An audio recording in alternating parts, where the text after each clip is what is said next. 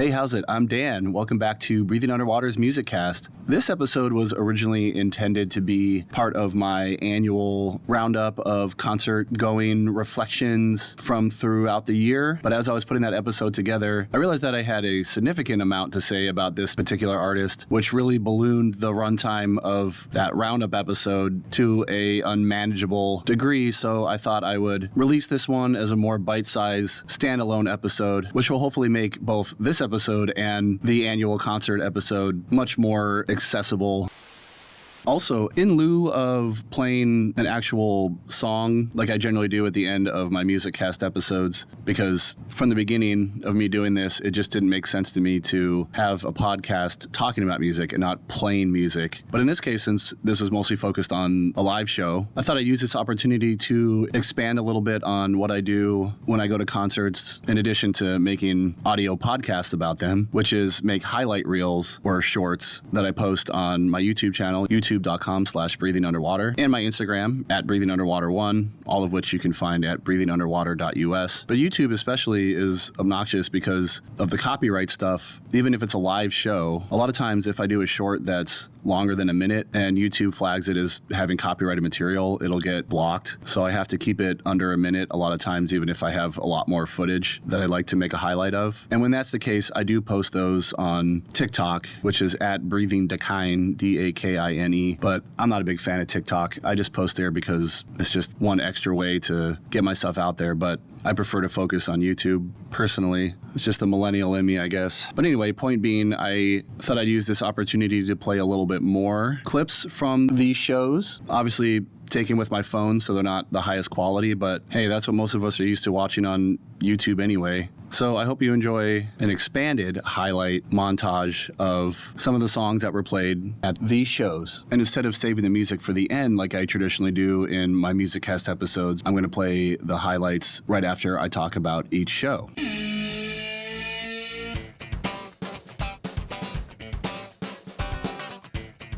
All right, this is not a standard in-person live performance that I'm reporting on here, but I got a ticket to it and I saw it relatively live, so I'm going to count it. And of course, I'm talking about the Back to the Beginning tribute festival in honor of Ozzy's last live performance, allegedly, on June 5th in Birmingham, UK. And no, I wasn't in attendance, though it would have been amazing, but I did get a live stream ticket. And even though it was a kind of pseudo live stream because they had it backed up for different time zones, so it wasn't like live, but it was happening that day. Still, it reminded me of the last time I did a pay-per-view, I didn't they call it streaming back then, but on-demand music performance was Woodstock 99. And I think I still have a recording somewhere from like my grainy tube TV onto grainy analog VHS, and I probably copied it over to DVD and then digitized it. So it's probably almost like unwatchable, but yeah, it's been a long time since I've felt compelled to pay to see a performance that I'm not in person for. Because honestly, I'm really not into live recordings and records and watching live footage of bands. I'd rather actually listen to the recording to get more of like what they really want us to hear them sound like when we're not present.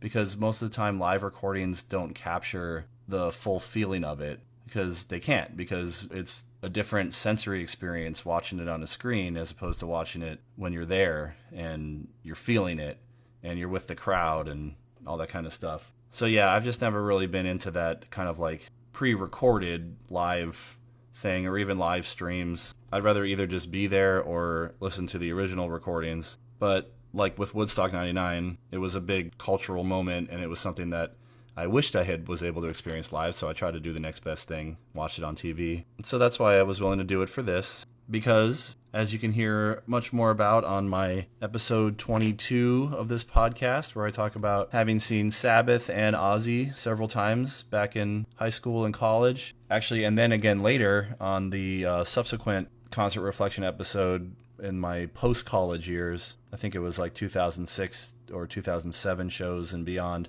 where I saw Ozzy and Rob Zombie. I think that was in like 2008 or 9 maybe. So I talk a lot more about history and context with Ozzy and Black Sabbath. But in short, of course, soon after I was introduced to bands like Metallica and Megadeth, then I started to reverse engineer like a lot of us do when we discover bands and we want to know what they were influenced by and who their contemporaries were and stuff like that. Of course, that led me to Sabbath. And I'm sure that I had heard like Iron Man at least or something before that as a kid, but it wasn't really till middle school, I think, that I had been fully introduced and indoctrinated into the roots of heavy metal, where the genre came from, and who inspired a lot of the bands that I first discovered, and then also the bands that were inspired by Black Sabbath to then inspire the bands that I was discovering that were contemporary of the time that I was getting into music, like, a lot of new metal and stuff like that.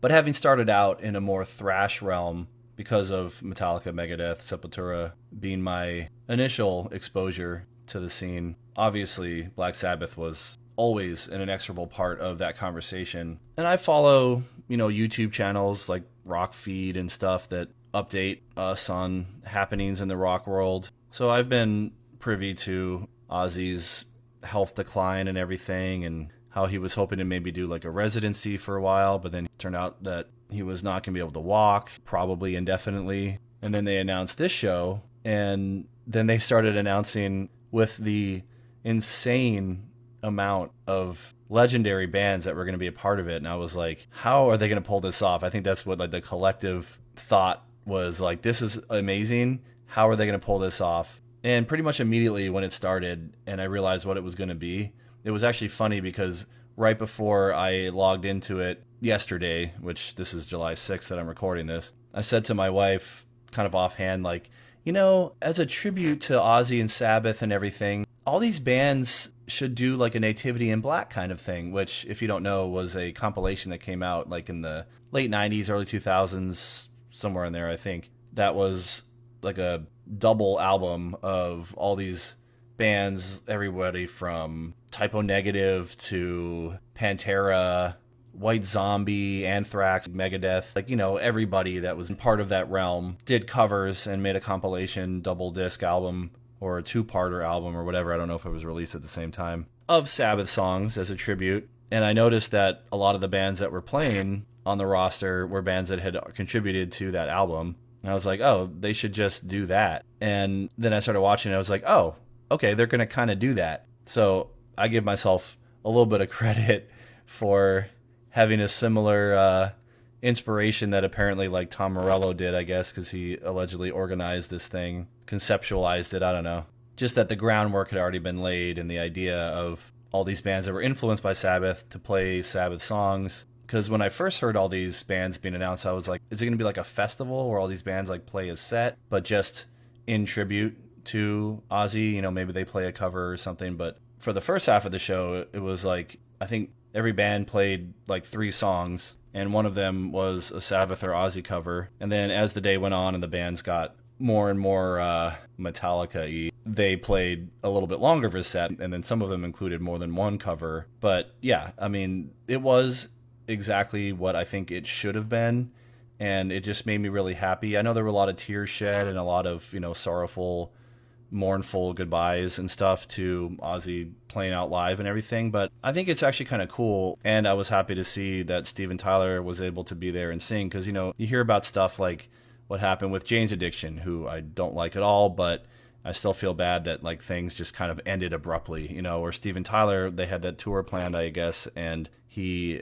was unable to continue medically, and that just sucks. I mean, a lot of these people have been playing much longer than I think any of us ever expected, or maybe they did too. Like, they played that famous clip of Ozzy saying sometime like in the 80s or 90s, like, we should all be dead because we were crazy when they were younger and on tour and everything. But still, just to have some kind of closure, it must be really tough in regards to having some kind of closure to a life's legacy and your work as an artist, to just kind of like peter out or end abruptly without you really having any say in the matter. I think that this was perfect for the circumstances and the context of where they were all at. And the fact that Bill Ward had that whole monetary issue and didn't play on their like alleged final tour, it was just really cool, I think, that they got to kind of do this and do it very publicly and very positively. It just felt nice. Like, it felt like just like a big party among friends and a celebration. And it was just like so cool and humbling to see these huge bands like Tool, Gojira, Metallica. I mean, all these people, Billy Corgan, Tom Morello, all these legends, all these hugely influential people themselves coming together for this one purpose and being very upfront and vocal about why they were there and what they were doing, which was to pay tribute to the band that spawned a genre and a phenomenon and changed the face of music. And the fact that none of them would be there. And we hear all these stories, you know, about how like wayward and self-destructive like James Hetfield was until he got into music. And I'm sure that like the majority of people up on those stage have similar stories, and so do the majority of the people in the crowd, and that all can be funneled back directly to Sabbath and what they started. And I just think that's like so cool to do something like this for these bands and these people and these rock stars with like giant egos like Maynard and Morello, Metallica, to say, yeah, like we'll just play a couple songs and we'll do it because without Sabbath, we wouldn't have been able to do this at all. Now, I got to say that the whole stage show itself was a little underwhelming, especially having seen Sabbath and Ozzy, especially when I saw Ozzy. I want to say it was Ozfest 2000, but it might have been 2001. I can't remember which one was which, but it was Ozzy solo. The stage was set up like hell. False lava flows and crazy jagged cliffs, and Ozzy had this like apparatus that would take him up and around the stage where he could shoot a fire hose on the audience and stuff. It was very elaborate and like very showy, and it was super fun and impressive. And this Back to the Beginning was much more just the bands playing on stage with their banners up behind them and, you know, big screens for the whole stadium to see. And there wasn't a lot of other fanfare, and I thought that was just interesting. But it's also called Back to the Beginning, and it was supposed to be a tribute to where they came from, obviously, because it was in their hometown. So I'm going to guess that that was intentional, that they didn't want to draw a lot of attention away from what the point of this was. They didn't want it to be about spectacle. They wanted it to be about the people. And if that's what they were going for, I think they hit it on the head. It was very tasteful and respectful. And in addition to just the vibe and the big picture stuff with all the main headlining bands playing, which were great. Everybody was awesome, especially because I've seen them a couple times the past couple years, and I'm getting ready to see them again for another hometown show with GWAR, Lamb of God. I thought their set was really awesome. And there are other bands that played that I don't particularly enjoy or care about at all. There's a couple I've never heard of before, like Rival Sons or something. Didn't know who they were. And like, I don't like Hailstorm. I don't like Tool. I'm not even going to get into that right now, because I'm sure I've talked about it ad nauseum in other places on this podcast. So sorry, hardcore religious Tool fans. I respect them, but I don't enjoy their music very much. But I still enjoyed watching their sets, partially to see what Black Sabbath songs they were going to cover, and I wasn't surprised that the ones that had contributed to Nativity in Black mostly played the songs that they had put on that album, which makes sense. But even the bands that didn't, like Hailstorm and such, it was still cool to see them in this context, see which Sabbath songs they were going to play, and how that meshed in with their own sound, like Slayer or even Lamb of God, where the singers don't really sing that much. I know Randy's been incorporating that for a while, but still, he's not really like a singer. So it was cool to see even bands that I'm not really a big fan of do these songs with their own twists and their own style. It was a fun novelty. Gojira was another one. I was like, oh, that's interesting. But aside from all that, I really did enjoy the other things that they brought to the table, and included like all the fan testimonial interludes were really sweet. Sometimes a little weird, but very heartfelt. I liked their little segments of the docu-series kind of thing they were doing with the sounds of Birmingham, with like those local bands that were influenced by Ozzy and Black Sabbath. Those are really well done. And then you had like local pub owners and tattoo artists and stuff like that. It gave a lot of personality to the whole thing. And I thought it was cool that it was also a celebration and sort of like a wider perspective on where Sabbath came from specifically and how they were a product of what was happening in that part of England in that particular time. It was a cool kind of like history lesson too. But then you had those super groups fronted by like Disturbed Guy and Lizzie Hale and Billy Corgan. Those were fun. They were very much a novelty, but you could tell that they were having so much fun. And that really just speaks for itself. It was so cool to see a lot of those legends up there. It reminded me a lot of the past couple of years going to the Ocean's Calling Festival, which you can hear more about in my last couple years of show reflections, 2023, 2024, where the band OAR did a set where they called OAR and Friends, and they had different guest singers like DMC and D. Snyder. It was really interesting to see some of the musicians that were included, though. Like, I never, ever would have expected, though I guess I should have, because he guests and features in everything. Travis Barker, let alone Chad Smith at a metal show. That was really interesting, but still really cool and inclusive. Like, I really appreciated that. I mean, Youngblood, I didn't see that coming at all. And I gotta say, I've never been super impressed with Chad Smith as a drummer, at least from what I've heard on the Peppers albums. But maybe that's just a symptom of the Peppers music being pretty, I don't know if simplistic is the right word, but doesn't allow Chad to show off his true talent. So when I hear people say that like Chad Smith is their favorite drummer, I don't think he's like bad. I mean, I'm obviously very talented, but I just wouldn't have seen him like doing a drum off with Barker and, I mean, the guy from Tool. Like, who could ever compare with that? But he held his own. I was impressed, and I got to say, you know, it gave me a little bit more respect for Chad in general, because I've seen his drum off with like Will Ferrell, and he seems like he has a good sense of humor, and he just seems like a fun guy. I saw his Drumeo video on YouTube.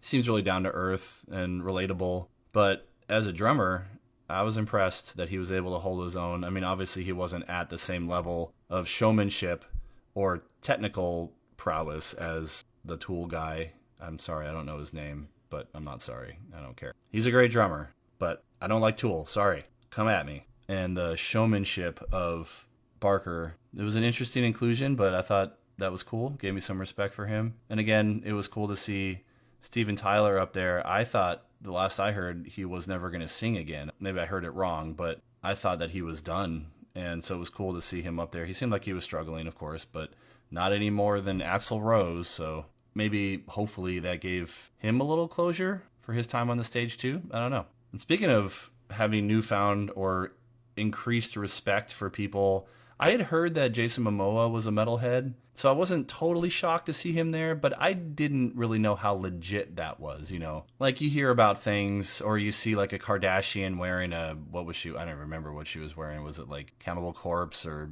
Deicide or something? She was wearing some death metal shirt or whatever, and everybody's, like, freaking out about it. I didn't know the extent, and I hadn't done any research or anything to Momoa's metalheadness. But, like, he was legit. He knew what he was talking about. He was passionate. And then he gets down into the pit for Pantera. I was like, you know, I'm a little tired of him. And we'll talk about Jack Black, too, in a second. But a little overexposed. Kind of feel like he's in everything, but he's not really that deserving of it, because I don't think he's, like, amazingly talented. He's more like The Rock, where he's charismatic. But I don't really see why he's such a big deal as an actor. Maybe it is more just a personality. I mean, I like him. I enjoy him. He's definitely seems like a down-to-earth guy with a good sense of humor about himself. That's endearing. But now I'm like, okay, yeah, he gets it. He knows what's up. So that was a great choice as a host. And then speaking of Jack Black, because I'll never be able to escape the Minecraft movie at this point, it was a bummer they couldn't do it live. But I thought that was so awesome that he did Mr. Crowley with teenagers as his band.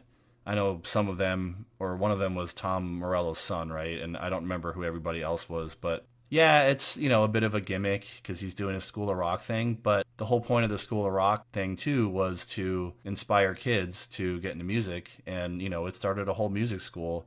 So no matter how I feel about Jack Black's overexposure, or the way that he handled, like, the thing with Kyle Glass and stopping the tour because of the joke and everything, and how, I don't know, kind of disingenuous that was and corporate, but I get it. I mean, the guy's a star. You gotta keep the money flowing. But anyway, I just thought it was really cool that he did that and that he gave those kids a chance to perform at that level. It was just too bad that they couldn't do it live in person. And back to the big bands, I was especially impressed, even though I called it right before they played it, that Pantera did Planet Caravan, because it was the only ballad of the night and it really like killed the energy. I mean, it was cool, you know, you got to have a ballad in a high energy show, of course, but for hours and hours, it had just been like big, loud, bombastic rock and metal. I wonder if this is going to be like the Guinness Book of World Records for dudes over 50 soloing on one day, because there were like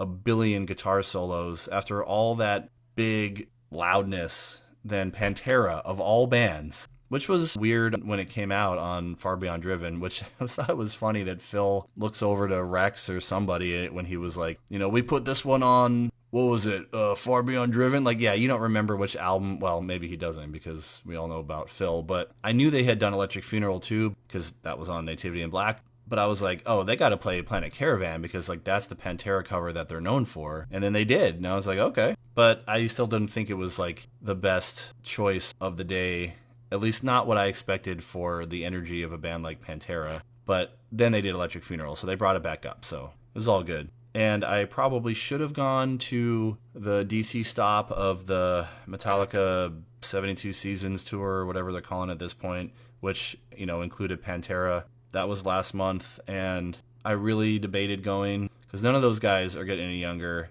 And I mean, by the looks of it at this show, like Lars looks like he's wasting away. I don't know what's going on there. I hope he's okay. But I didn't go to that show ultimately because it was on like a Wednesday in DC and I had to go to work the next day and all that kind of stuff. So I just didn't opt to see, no offense, but, you know, geriatric Metallica at this point, because I had waited way too long. I had many opportunities to see them in high school, and they were, you know, my first metal band that I was exposed to, my first love, still one of my favorite bands. But for some reason, I just never saw them, and I should have, and I didn't. And so I didn't see them until their Death Magnetic tour in like 2000, I don't know, 8 or 9. And even then, it just felt a little lackluster. Like, you know, this wasn't the Metallica that I had grown up watching all their old Road VHS docs and all that stuff. So, I don't know. I just wasn't, like, over the moon to see them and willing to, you know, shell out the money and the time and the energy to see them at this juncture of their career. Like, if it was local and relatively inexpensive, I definitely would go see them. But I just made the choice not to, and I'm still on the fence about whether or not it was the right choice. So it was cool to get to see them do this set, and they sounded great. So I'm glad for that, at least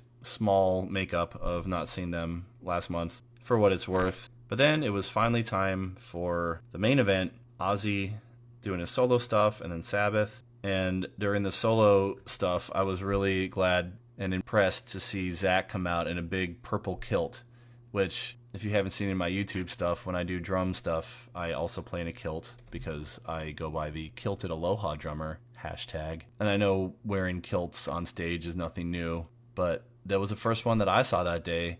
What I saw for most people that day were black jeans or black leather. So good for Zach for changing it up. Keep the kilts alive, buddy. And I know the sentiment was, and there was a lot of tears, especially during Mama, I'm Coming Home. I mean, oh my gosh. And, you know, I'm pretty sure, like I mentioned earlier, when I saw Ozzy solo at that Ozfest 2000 or 2001, I'd have to go back and check which year it was, because I know one year was Sabbath and one year was Ozzy. But I had one of those, like, defining moments of my musical passion being validated when he was playing, and I'm pretty sure it was Mama, I'm Coming Home. And, you know, this is before everybody even had a flip phone, let alone a smartphone. And people were doing the old school lighter thing. And I was looking around this amphitheater, which I've talked about a lot on this show. It was the Nissan Pavilion at the time in the DC area, Bristow, Virginia.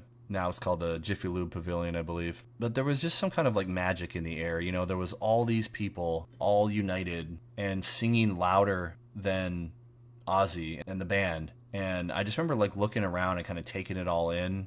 I had another experience like that around that same time at an HF festival with Stone Temple Pilots, which you can hear about on episode 22. So I totally get it. And, it must have been absolutely mind-blowing to be there and to experience this thing, this cultural touchstone. Because this is really one of the last big moments like this that's going to happen from a bygone era, of monoculture, because that doesn't exist anymore. And we don't have people like Ozzy and Black Sabbath changing the face of culture, because culture is everything everywhere all at once now. And I'm going to do a whole episode about that. Stay tuned for that. But yeah, seeing him play that on this, even though he was much more deteriorated and seated, and I heard some feedback, some other friends that were watching it saying like this is really sad. And I totally get where they're coming from. It definitely has a bittersweet kind of feeling to it. But again, I thought it was like also amazing and epic that this thing happened at all.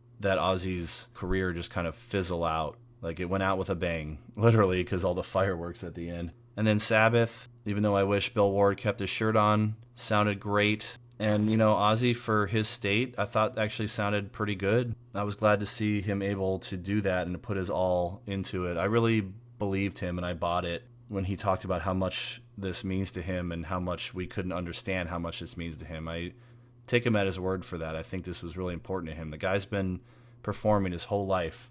To have that taken away from you. I mean, I can speak from adjacent experience because my father, who's now just turned 70, is still performing. And he says that that's like his whole identity. He doesn't know what he would do. And if you want to hear more about that, I did an episode a long, long time ago where I interviewed my dad about his life as a classical French horn player much earlier in this podcast called Classical Roots. So check that out if you are interested. But yeah, even though it was a little, I don't know if underwhelming or disappointing are the right words. I mean, it was what it was, but it would have been great, if Ozzy solo and Sabbath got to play like full sets, especially after that whole day of all these other bands getting to play. It didn't feel as much as like a headlining thing as it felt like just sort of the end to the format of what this festival was. But I'd rather that than nothing. And I totally can understand that Ozzy could only, handle so much. Might as well do what they could and go as big as they could instead of trying to figure out how to get him to do like a full set or something and then it just getting too much and not fun for him and not fun for us because of that. So I talked about this a lot longer than I expected to, but I really get it, how all those musicians up on stage and all the people that made the trek to go see it feel about this whole thing. It is really important because this was like a unifying event with a beyond legendary guy that changed countless lives for the better. And I can't deny, even if I didn't like Sabbath or Ozzy, which I do, I can't deny how just indescribably important his art is to the world, but to me. So like we saw on tons of testimonials and in the live chat and the live reactions and everything, I just want to echo what everybody else has been saying, but say sincerely that thank you, Ozzy and Tony and Bill and Geezer, for just doing what you did, for having the inspiration and the drive and the passion to follow through with all that and to take it to where it went. Because who knows how things would be right now without it, at least on a musical level. Even though I wasn't able to be there in person, it was really special and really important. And I'm glad I got to experience it and be a part of it in some way.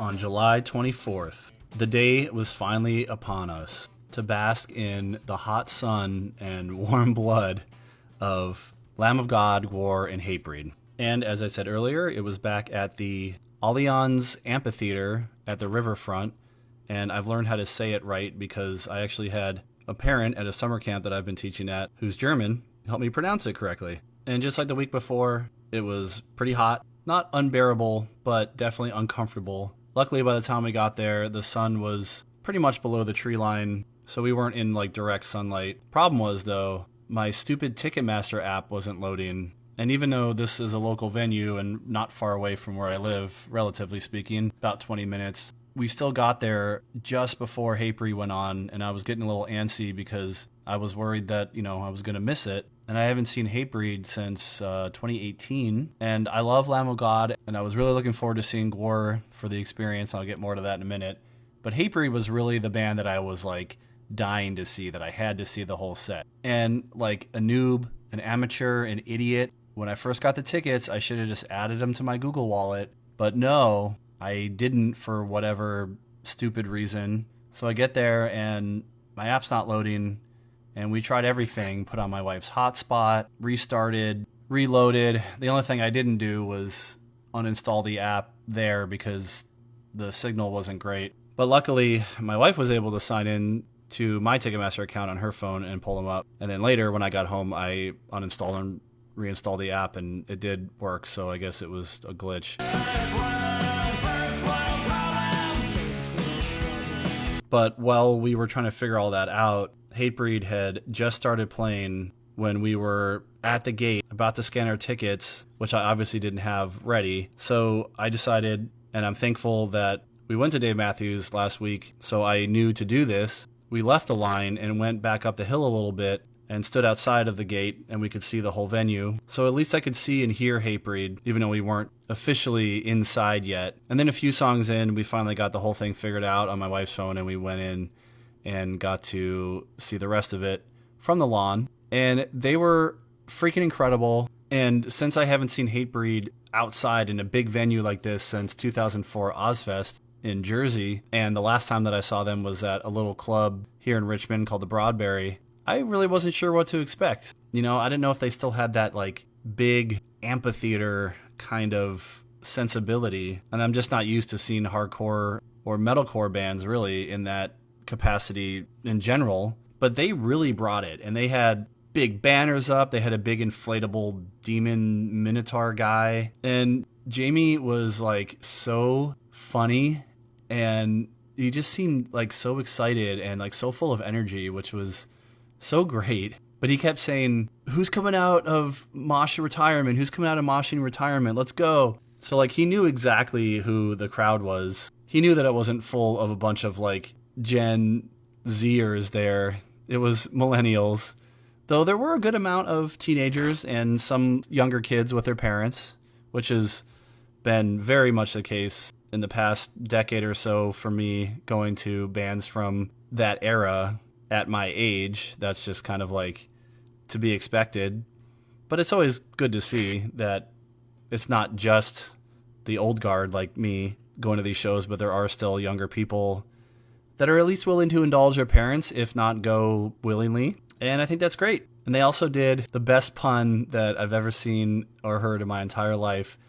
He said, because of our age, we probably weren't going to want to do a wall of death, but they could still give us the ball of death. And they had this giant beach ball that they threw out with a Hatebreed logo on it that said ball of death. And I have video of it on my YouTube channel, youtube.com/breathingunderwater, if you want to check that out. But that was just absolutely hilarious and perfect. And it really worked, like how kind of goofy and playful Jamie was, which on paper I wouldn't have thought would be the best way to present music like Hatebreed's, you know, it's very serious and angry and aggressive. But I don't know, it was a nice balance, especially for that venue and for that atmosphere where it's outside in the sun, it's during the day. Like, it wasn't too serious, you know, the whole thing was kind of fun and just bigger than life, which was also a good lead up to GWAR, but again, we'll get there in a second. That attitude reminded me a little bit of how lighthearted and playful Christopher Hall was at the Stabbing Westward shows, because his music, as opposed to Hatebreed's, which is much more uplifting and empowering, even though it's very aggressive and heavy and dark. Tonally speaking, you know, Christopher Hall writes a lot of like very angsty and depressing and hopeless kind of stuff. So it also worked for me in that regard, that it wasn't so indulgent, that the songs kind of spoke for themselves, but his attitude and stage presence in between was a lot more lighthearted and fun-filled, and you can hear much more about that in my 2023 and 2024 episode of these concert reflections, if you haven't already. But we're not here to talk about Stabbing Westward. We're here to talk about Hatebreed, and they were great. What can I say? They played a great mix, too, of their catalog. I mean, they only played for maybe like, I don't know, half hour, 45 minutes. But they played a few songs from Satisfaction and Perseverance, and then they just kind of kept it going throughout the rest of their catalog, more or less. And I just love them so much, and I can't wait to see them again.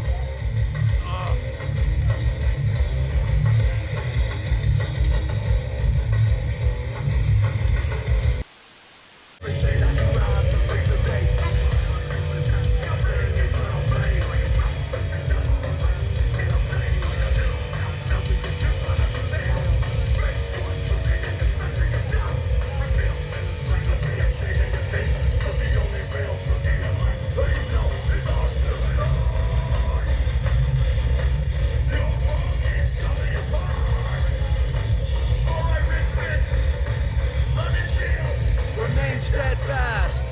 May I see too?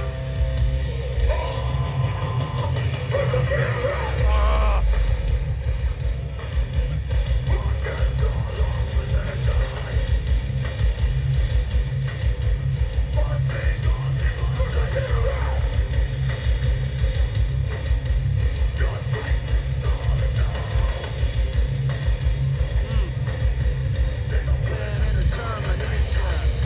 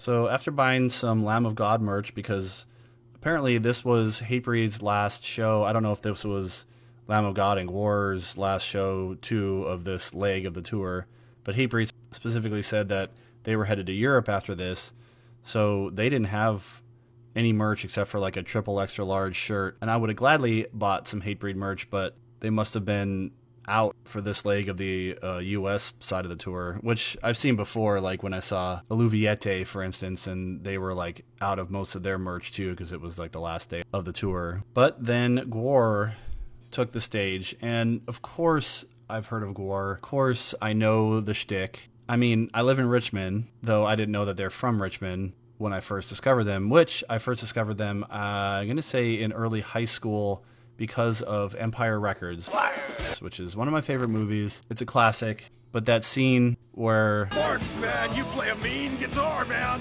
It's really a shame that you must die. was always one of my favorites, and it sparked my interest in GWAR. And I've dabbled over the years. I've tried to listen to them. I have not found their music to be at the same level of the spectacle. The music is fine, but I don't know. I just don't really like connect with it. And I could tell from what I saw on Empire Records and what I've heard about them and what I've seen online and stuff is that they are a live band like through and through. The recordings really don't do them justice. And that's why I was really looking forward to seeing them, even though I don't know their catalog all that well. Plus, a couple times I've been to the GWAR bar here in Richmond, which, if you don't know what I'm talking about, it's a little bar that serves food. I went for the food because I heard they had really good tater tots, and that is true. You can get lots of customized combinations of flavors and spices and seasonings and toppings and stuff. But they have a bunch of masks and hellscape imagery around the bar. It's actually not as intense as I thought it would be.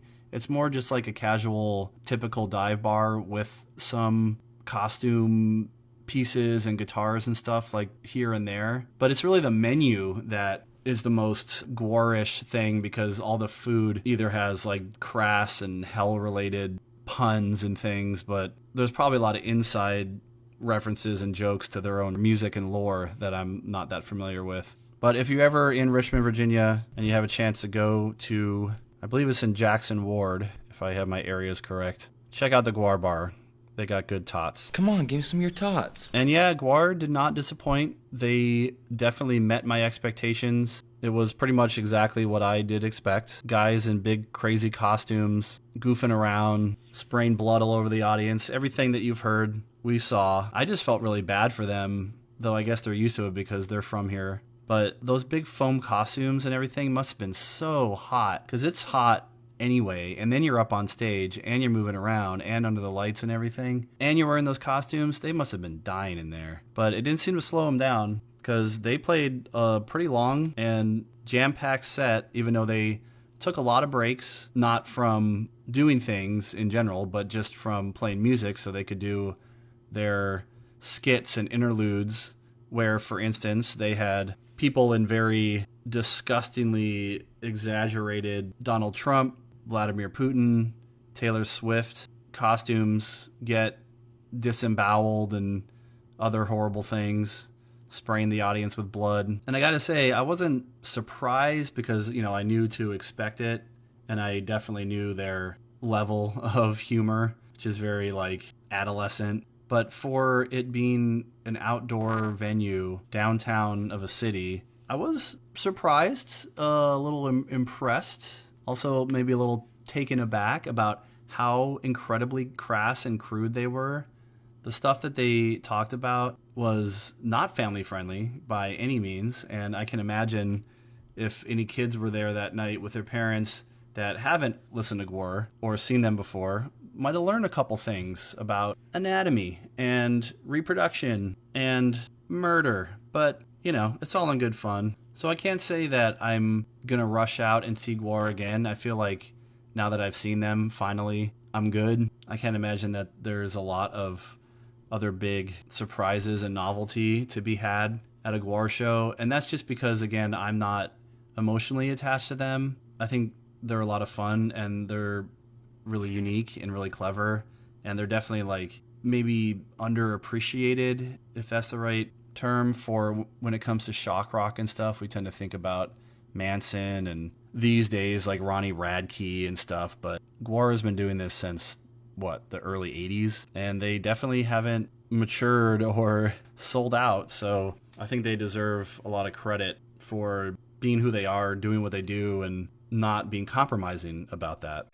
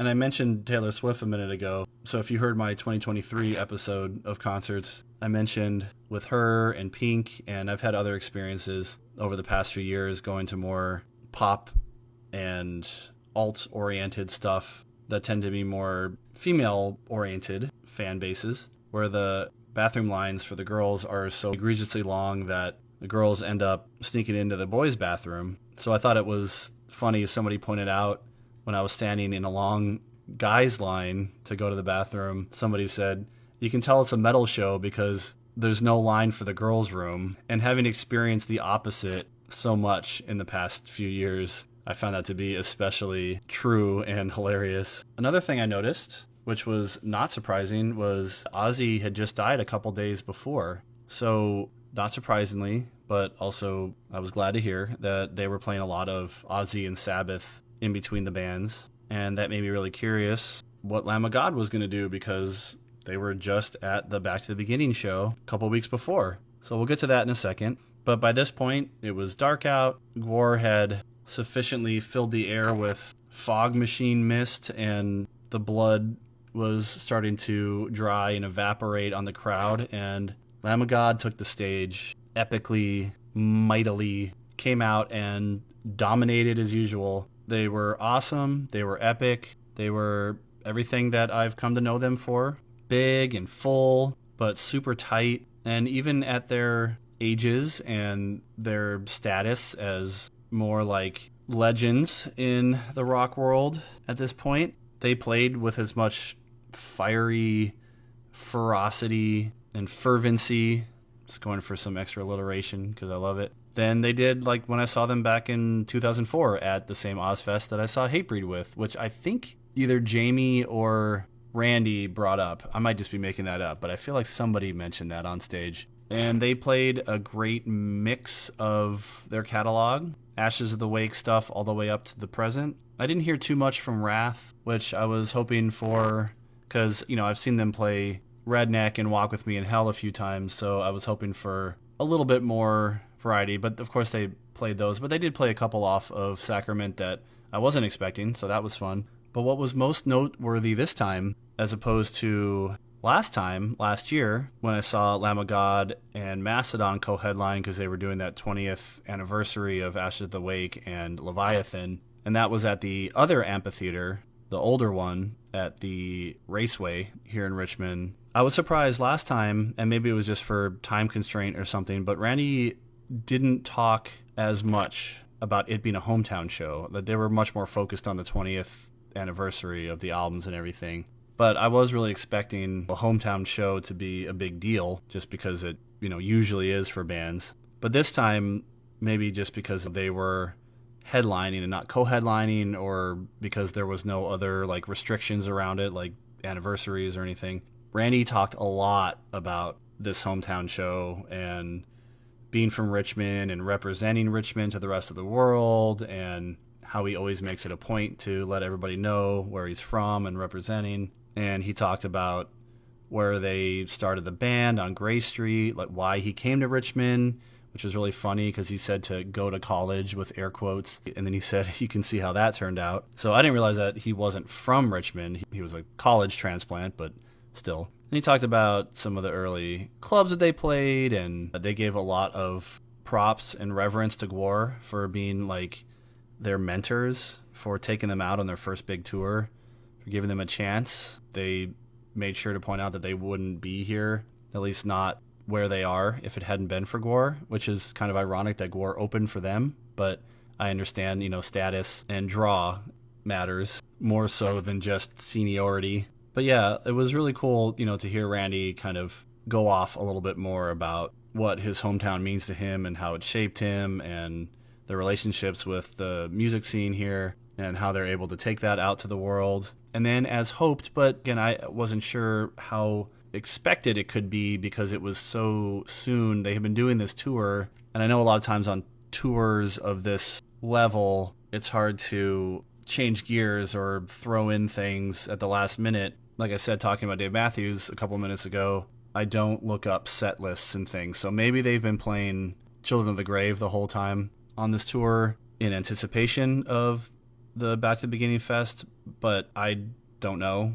In that moment, especially in context now of what just happened a couple days before, they actually played Laid to Rest as their closer, but before their encore, which was Redneck, of course, they took a minute to talk about Ozzy, and it was really cool because Randy didn't just talk about Ozzy's legacy and how important he was to their genre and everything. He mentioned all that, of course, but then he made it a little bit more personal, and I thought it was really cool and just really classy that he said that he not only got to see Ozzy and play at the show, and it was such a huge honor, and they were representing Richmond and all that kind of stuff, but that he got to see Ozzy at a con a couple days later and got to see the just like ecstatic joy that Ozzy was carrying from having got to do that show and just how happy he was. And he assured us that that was what Ozzy went out with, was joy and